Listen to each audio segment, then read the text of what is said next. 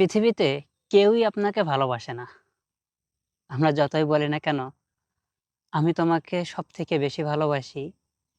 এগুলো আসলে ছলনা। মানুষ ছলনা করে বাঁচতে হয়। পৃথিবীতে মুখোশ মানুষ ছাড়া অন্য কোনো কিছুর দাম নেই। এই যে বললাম ভালোবাসা মানেই ছলনা। দেখেন যখন আপনি মারা যাবেন, তখন মানুষজন আপনার স্মৃতিগুলোকে আঁকড়ে ধরে রাখতে চাইবে। এটা হওয়ার কথা। কিন্তু আসলে এটা হয় না। কেন জানেন? কারণ মানুষজন চায় যত সময় আপনার স্মৃতিগুলো ওই বাড়িতে থাকবে, তারা তত সময় কষ্ট পাবে এবং তারা আর কষ্ট পেতে চায় না। যার কারণে আপনার স্মৃতিগুলোকেও তারা আপনার সাথে, সাথে বিদায় করে দিতে চায়। এই যে আমরা এখানে বসে আছি, গত কয়েকদিন আগে সম্ভবত গত সপ্তাহতেই এই মানুষটাকে এইখানে রেখে যাওয়া হয়েছে।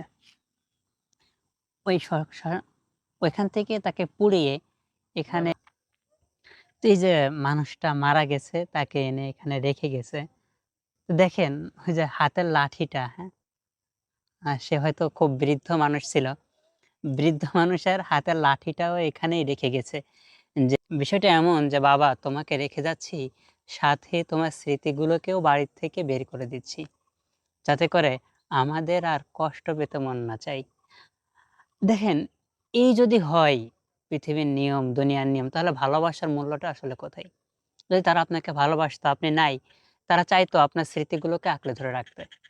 কিন্তু তারা আপনার সাথে, সাথে আপনার স্মৃতিগুলোকেও মাটি চাপা দেওয়ার জন্য তারা এখানে নিয়ে এসেছে। এবং এখানে দেখেন যে শুধুমাত্র যে হাতের ব্যবহার্য লাঠি বিষয়টা তাই নয়।